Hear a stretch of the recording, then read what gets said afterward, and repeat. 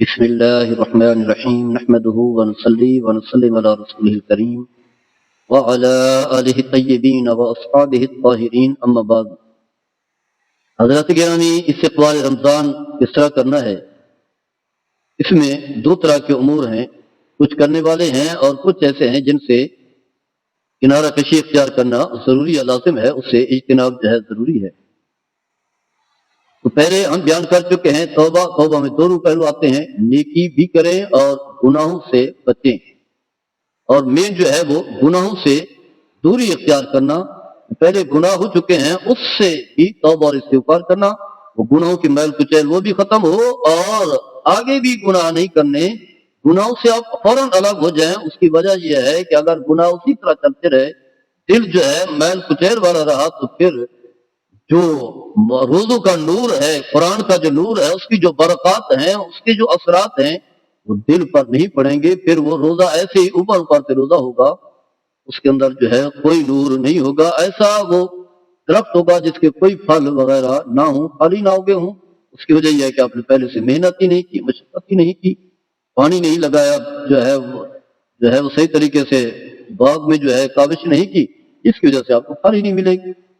آپ پھر اس طریقے سے جو ہے پھل نہیں ملیں گے. اس کے علاوہ دیگر کیا چیزیں ہیں جس سے آپ نے بچنا ہے؟ عام طور پر جو ہے عام دنوں میں تو ہمارے ہاں جو ہے ٹیلی ویژن چل رہے ہوتے ہیں، صبح اٹھتے ہی جو ہے خبریں سننے لگ جاتے ہیں، گانے سننے لگ جاتے ہیں، ڈرامے دیکھنے لگ جاتے ہیں، میچ دیکھنے لگ جاتے ہیں. یعنی وہی فضول چیزیں ایک ایک گھنٹے ہمارے ضائع ہو جاتے ہیں. خاص کر کرکٹ کے میچ ہوتے ہیں، وہ تو ایک ایک گھنٹے کے ہیں، پھر وہی دیکھ رہے ہیں، نمازیں تک چھوٹ جاتی ہیں.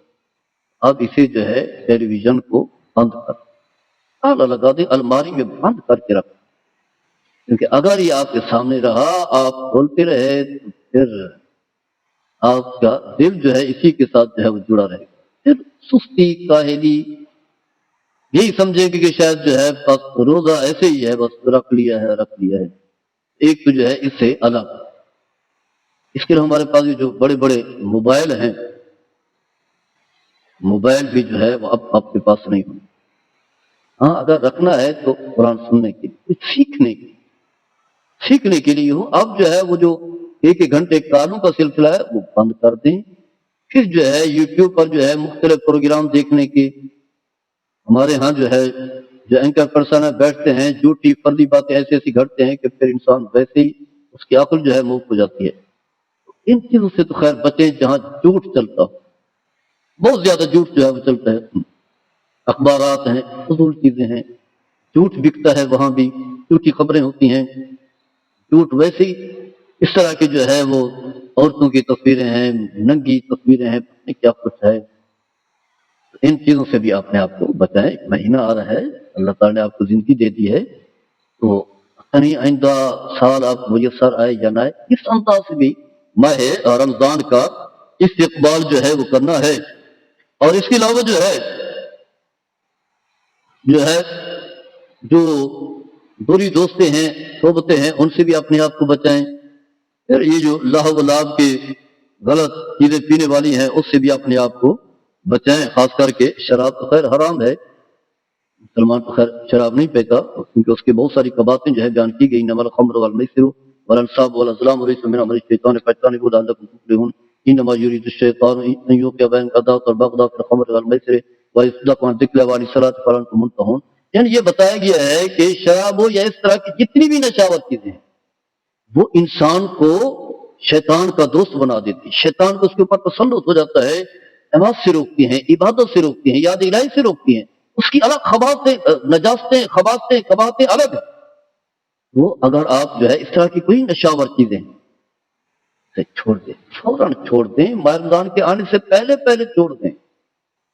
کہیں ایسا نہ ہو کہ پھر اس کے برے اثرات بھی رہیں، ماہ رمضان بھی آ جائے، پھر آپ کو روزہ رکھنے کا موقع نہ ملے، یا روزہ رکھیں تو پھر ہو سکتا ہے توڑ ڈالیں، یا پھر اس کے جو زہریلے اثرات ہیں وہ باقی رہیں. تو ان چیزوں سے بھی آپ نے بچنا ہے، ورنہ بہت سارا جو ہے وہ نقصان آپ کا ہو جائے گا. یعنی یہ چیزیں ہیں جیسے بچنا جو ہے وہ ضروری اور لازم ہوتا ہے. یہ تو خیر حرام ہے شراب، اس کے علاوہ باقی جتنے بھی نشاور چیزیں ہیں. اس کے ساتھ ساتھ جو ہے کوشش کریں کہ نماز جو ہے امام کے ساتھ جو ہے وہ ادا کرنا، جماعت کے ساتھ، اور خاص کر کے جو ہی ماہ رمضان آئے پوری نماز تراویح ادا کرنی ہے، 20 کی 20 رکعتیں، شروع میں شامل ہونا ہے، تکبیر اولیٰ میں شامل ہونا ہے، بلکہ پہلے جا کر کے مسجد میں بیٹھ جائیں، جو ہی اذان ہو اذان سنیں، بڑے شوق سے سنیں، جو کلمات سنیں اسی طرح کا جواب دیں۔ وہ اللہ اکبر کہے تو آپ نے بھی اللہ اکبر کہنا ہے، واشہد اللہ الہ الا اللہ کہے تو آپ نے اسی طرح جو بھی وہ کلمات کہتا رہے، حی علی الصلاۃ کہے تو لا حول ولا قوۃ الا باللہ پڑھنا ہے، کیونکہ اس سے جو ہے وہ نیکی کے اثرات آپ کے دل پر پڑیں گے اور آپ جو ہے وہ جائیں گے۔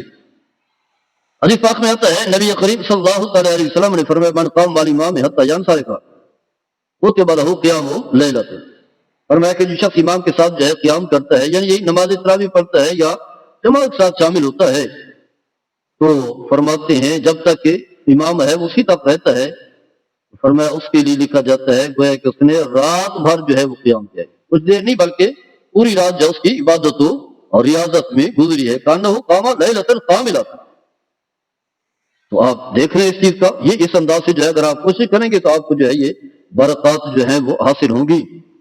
اس کے علاوہ جو ہے قرآن کی تلاوت پہلے سے شروع کر دیں۔ نبی علیہ السلام فرمایا من قرأ حرفا من کتاب اللہ فلہ حسنۃ والحسنۃ بعشر امثالها لا اقول الف لام حرف ولكن الف حرف ولام حرف میم حرف، فرمایا کہ جو شخص قرآن کا ایک حرف پڑھتا ہے تو اللہ تعالیٰ اس کے لیے 10 نیکیاں جو ہے وہ لکھ دیتا ہے۔